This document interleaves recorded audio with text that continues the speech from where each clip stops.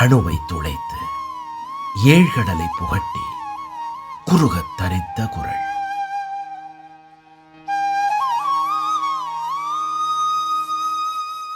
Jai Sriram. Sri TV நேயர்களுக்கு வணக்கம். அறத்துப்பால் துறவற இயலிலே வாய்மை என்பதை பற்றி 10 குறளிலே தெய்வப்புலவர் திருவள்ளுவர் பல்வேறு கருத்துக்களை வழிகாட்டுதலை நமக்கு முன்வைக்கின்றார். அவைகளை என்ன என்று நாம் பார்க்கலாம். மனிதன் சிந்திக்கின்றான். அவன் என்ன சிந்திக்கிறான் அப்படிங்கிறது அவனுக்கு தான் தெரியும். வெளியில் யாருக்கும் அது தெரியாது.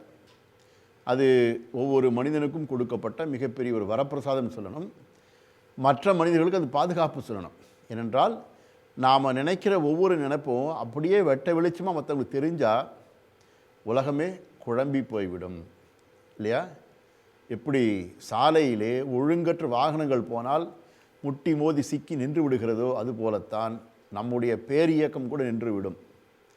ஆகவே மனிதன் தான் சிந்திப்பதை தான் மட்டுமே அறிவான். அப்படி சிந்திக்கின்றதை பிறர் புரிந்து கொள்ள வேண்டும் என்று சொன்னால் அவன் வார்த்தையிலே வெளிப்படுத்த வேண்டும், சொல்லால் வெளிப்படுத்த வேண்டும். வாய்ச்சொல்லாக இருக்கலாம், எழுத்தாக இருக்கலாம். அப்படி சொல்லிலே வெளிப்படுத்துகின்ற பொழுதுதான் பிறர் அவன் என்ன சொல்லி வருகின்றான், அவனுடைய சிந்தனை என்ன என்பதை புரிந்து கொள்ள முடியும். எனவே மொழி என்பது ஒரு மனிதனையும் இன்னொரு மனிதனையும் இணைக்கின்ற ஒரு பாலம், இருவரையும் புரிந்து கொள்வதற்கான ஒரு கருவி என்று சொல்லலாம். அப்போ சொல் எந்த அளவு முக்கியம்னா, ஒருவனுடைய சிந்தனை எந்த அளவு இருக்கின்றது, எந்த தரத்தில் இருக்கின்றது, என்ன பாங்கில் இருக்கின்றது என்பதை மற்றொருவர் புரிந்து கொள்வதற்கு அவனுடைய சொற்கள் அல்லது மொழி பயன்படுகின்றது. இந்த மொழி என்பது கருத்தை வெளிப்படுத்துகின்ற ஒரு கருவி மட்டுமல்ல, ஒரு மனிதன் இன்னொரு மனிதனோடு இணக்கமாகவோ அல்லது பிணக்கமாகவோ ஆவதற்கும் வழிவகுக்கின்றது. பக்குவப்படாத மனிதர்கள் தங்களுடைய வார்த்தைகளால் பிறரை காயப்படுத்தி கொண்டே இருப்பார்கள். பக்குவப்பட்ட மனிதர்கள் தான் வார்த்தைகளை எண்ணி எண்ணி பேசி பிறரோடு இணக்கமாக இருப்பதற்கான முயற்சியிலே வருவார்கள்.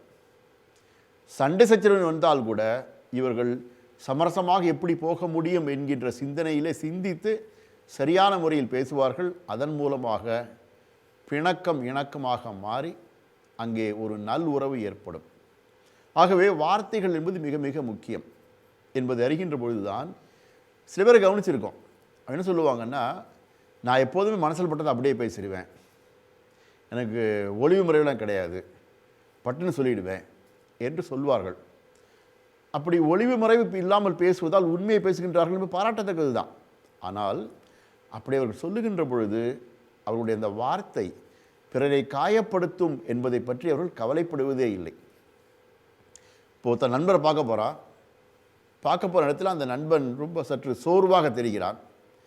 உடனே இவர் மனசில் பட்டு பேசுகிறாரா, என்ன வியாதிகார மாதிரி இருக்க, நான் உனக்கு கோவிட் வந்துச்சா, டெஸ்ட் பண்ணியா என்று சொன்னால் அந்த மனிதனை இது பாதிக்கும் அல்லவா? அவன் ஏதோ ஒரு காரணத்தினாலே சோர்வாக இருக்கலாம், உடல் சுகம் இல்லாமல் இருக்கலாம், அன்றைய வேலையிலே ஏதேனும் ஒரு அசௌகரியம் ஏற்பட்டிருக்கலாம், எதிர்பாராத சம்பவம் நடந்திருக்கலாம், வருந்தத்தக்க செய்தி வந்திருக்கலாம், என்ன காரணமாக இருக்கலாம், அல்லது இவன் பார்வைக்கு அவன் சற்றே சோர்வாக தெரிந்திருக்கலாம். என்ன இருந்தாலும் கூட ஏன் சோர்வாக தெரிகிறாய் என்று கேட்பதற்கு பதிலாக அப்படியே மனசில் அப்படியே பேசுவாராம். எதையும் மறைச்சி பேச மாட்டேன், நான் பட்டுன்னு சொல்லிவிடுவேன் என்று உண்மையை பேசும் அந்த கர்வத்திலே எதை வேண்டுமானால் பேசுவது என்பது பிறரை காயப்படுத்தும் என்பதை யோசிக்க வேண்டும். ஆகவே தான் பேசுகின்ற பொழுது உண்மையை எந்த அளவுக்கு பேசுகின்றோமோ அதே அளவு இந்த உண்மை பிறரை எப்படி பாதிக்கிறது என்பதையும் யோசித்து பேச வேண்டும் என்பதைத்தான் வள்ளுவர் நமக்கு இந்த குறளிலே வழிகாட்டுகின்றார். வாருங்கள் அந்த குறள் என்ன என்று இப்போது நாம் பார்க்கலாம். வாய்மை எனப்படுவது யாதெனின் யாதொன்றும் தீமை இல்லாத சொலல் என்று 30ஆம் அதிகாரம் வாய்மையில் 291வது குறளிலே இப்படி சொல்லுகின்றார். உண்மையை பேச வேண்டும் தான், ஆனால் அந்த உண்மை எப்படி இருக்கணுமா? வாய்மை எனப்படுவது யாதெனின், உண்மை என்பது எப்படி இருக்க வேண்டும் என்றால், யாதொன்றும் எந்த விதத்திலும் யாருக்கும் தீமை இல்லாத சொல்லல், தீமையை தராத சொற்களாக இருக்க வேண்டும் என்று சொல்லுகின்றார். இங்கே தான் திருவள்ளுவருடைய உளவியல் பாங்கை புரிந்து கொள்ள வேண்டும். எந்த அளவுக்கு திருவள்ளுவர் மனிதனுடைய மனப்பாங்கை, மனோதத்துவத்தை புரிந்திருக்கின்றார் என்பதை கவனிக்க வேண்டும். உண்மையை பேசுகின்ற பொழுது பிறர் மனம் புண்படக்கூடாது என்பதை நினைவூட்டுகின்றார் என்று சொன்னால், சக மனித உறவுக்கு அவர் எந்த அளவுக்கு முக்கியத்துவம் கொடுத்திருக்கின்றார், அறிவுறுத்துகின்றார், வழிகாட்டுகின்றார் பார்க்க வேண்டும். குறிப்பாக இது துறவறையரிலே வருகின்ற ஒரு குறள். துறவிகள் என்பவர்கள் எல்லாம் கடந்தவர்கள் தான், ஆசாபாசம் இல்லாதவர்கள் தான், யாரிடம் எதுவும் எதிர்பார்க்காதவர்கள் தான், எந்த நல்ல அபிப்பிராயம் தனக்கு வேண்டும் என்று எதிர்பார்க்காதவர்கள் தான். அப்படி இருக்கின்ற காரணத்தினாலே நாங்கள் எதை வேண்டுமானாலும் பேசுவோம் என்று பேசிவிடக்கூடாது. நீங்கள் உண்மையை பேசினால் கூட உங்களுடைய அந்த அருளறை உண்மை என்பது பிறர் மனதை புண்படுத்தக்கூடாது என்று சொல்லுகின்றார். அந்த யாகாவா ராயினும் என்று அந்த குரல் கேட்கின்ற பொழுதெல்லாம் எனக்கு யாகவா முனிவர் நினைவுக்கு வருவார். இந்த யாகவா முனிவர் என்பவர் அன்றைக்கெல்லாம் வாயில் வந்ததை பேசுவார், கெட்ட கெட்ட வார்த்தைகள் வரும். கேட்டால் நான் அருவ மொழியில் பேசுகின்ற சொல்லுவார்கள். ஆகவே அப்படியெல்லாம் பேசக்கூடாது என்பதை வள்ளுவர் சொல்லுகின்றார். அப்போ யாகாவாராயினும் நா காக்க என்பது யாகவாராயின் நா காக்க என்பது எனக்கு தோன்றும். அந்த வகையிலே பேசும் பொழுது நம்முடைய சொற்கள் என்பது பிறர் மனதை காயப்படுத்துவதாக இருக்கக்கூடாது, ஆற்றுப்படுத்துவதாக இருக்க வேண்டும், ஒத்தளம் கொடுப்பதாக இருக்க வேண்டும் என்பதை வள்ளுவர் நினைவூட்டுகின்றார். ஏனென்றால் சொற்கள் தான் ஒரு மனிதன் யார் என்பதை அடையாளம் காட்டுகின்றது. ஒருவனோடு நல்லுறவு ஏற்படுவதோ அல்லது வல்லுறவு ஏற்படுவதோ ஒரு நாள் திடீர்னு நடப்பதல்ல. தினம் பேசி பேசி பேசி இந்த வார்த்தைகள் ஏற்படுத்துகின்ற தாக்கம் அல்லது பாதிப்பினால்தான் உறவு விட்டு போகின்றது, சண்டை வருது, சிக்கல் வருகின்றது.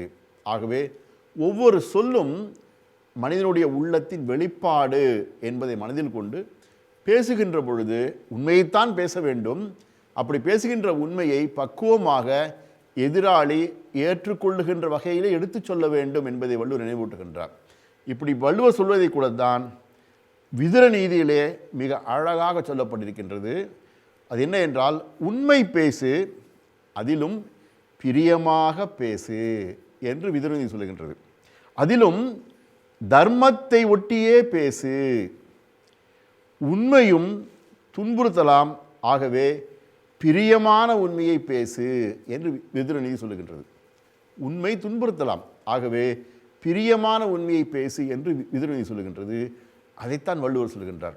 கீதையிலே 17ஆம் அத்தியாயத்திலே 15வது ஸ்லோகத்திலே கிருஷ்ண பகவான் சொல்லுகின்றார், துன்பம் தராத உண்மையை பேசு, இனிமையும் நன்மையும் தரும் சொற்கள், வேதம் ஓதுதல், இவைதான் வாக்குமயமான தவம் என்று சொல்லுகின்றார். அப்போ துன்பம் தராத உண்மையை பேச வேண்டும், இனிமையும் நன்மையும் தரும் சொற்களை பேச வேண்டும், வேதம் ஓத வேண்டும், இவைதான் வாக்கு மூலம் செய்கின்ற தவம் என்று கிருஷ்ணர் கீதையிலே சொல்லுகின்றார். இன்னொரு சுபாஷிதம் சொல்லுகின்றது, சத்தியம் ப்ரூயாத் ஹிதம் ப்ரூயான் என்று ஒரு சுபாஷிதம், சமஸ்கிருத ஸ்லோகம் சொல்லுகின்றது. அதாவது உண்மையை பேச வேண்டும், அதில் இதம் தருவதாக பேச வேண்டும் என்று இருக்கின்றது. அப்போது பாரத நாடு முழுவதும் விரவி கிடக்கின்ற இந்த சிந்தனை மரபை ஒட்டித்தான் திருவள்ளுவரும் தன்னுடைய குரலிலே வாய்மை எனப்படுவது யாதென்றின் தீமையில்லாத சொல்லல் என்று சொல்லுகின்றார். அப்போ எது உண்மையை பேசினாலும் கூட துன்பம் தராததாக இருக்க வேண்டும், மன வருத்தம் தராது இருக்க வேண்டும் என்று வள்ளுவர் நினைவூட்டுகின்றார். எனவே பாரத நாட்டு சிந்தனை மரபை ஒட்டித்தான் திருவள்ளுவர் திருக்குறளை இயற்றியிருக்கின்றார் என்பதை இந்த குரல் அறிகின்றோம். தெய்வ புலவர் திருவள்ளுவர் திருவடி போற்றி. ஜெய்ஹிந்த்.